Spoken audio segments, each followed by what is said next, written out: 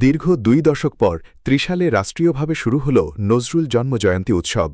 তারেক রহমান বলেছেন, জাতীয় কবি কাজী নজরুল ইসলামের জীবন দর্শন ও সাহিত্যকে বিশ্বদরবারে আরও ব্যাপকভাবে ছড়িয়ে দিতে হবে। একই সঙ্গে কবির স্মৃতিবিজড়িত ত্রিশালকে নজরুল সিটি হিসেবে গড়ে তোলার সম্ভাব্যতা যাচাইয়ে সংস্কৃতি মন্ত্রণালয় ও পর্যটন বিভাগকে নির্দেশনা দেওয়ার কথাও জানান তিনি। শনিবার ২৩ মে বিকেলে ময়মনসিংহের ত্রিশালে জাতীয় কবির ১২৭তম জন্মবার্ষিকী উপলক্ষে আয়োজিত ৩ দিনব্যাপী নজরুল জন্মজয়ন্তী উৎসবের উদ্বোধনী অনুষ্ঠানে প্রধান অতিথির বক্তব্যে তিনি এসব কথা বলেন।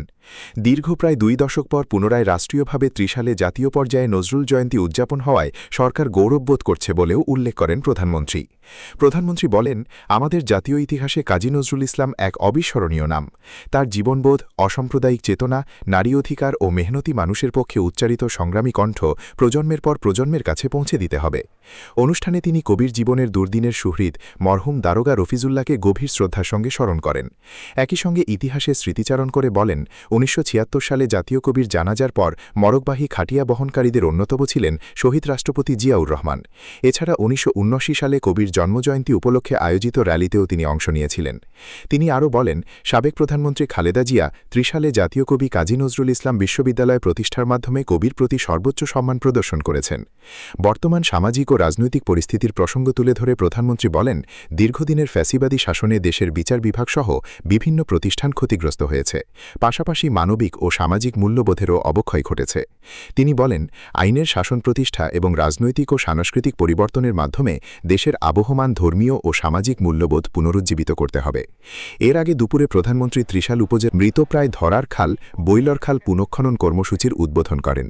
ঝড় বৃষ্টির মধ্যেই তিনি খালের ফলক উন্মোচন করেন এবং কোদাল দিয়ে মাটি কেটে খনন কাজের সূচনা করেন।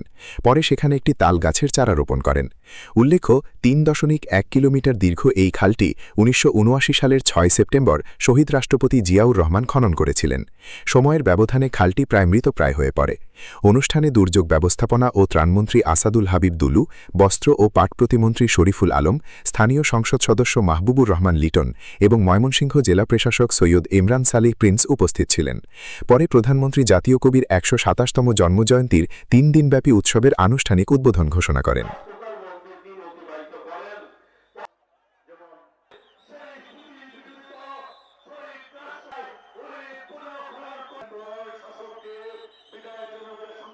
আপনাদের উপকার হবে, কারণ করতে চায় জনগণকে সাথে নিয়ে। প্রিয় ভাই বোন, রাখতে হবে। পারবেন আপনারা সজাগ। যে স্কুলে বাচ্চারা, ছোট ছোট বাচ্চারা আছে, প্রাইমারি স্কুলে বাচ্চা আছে, এই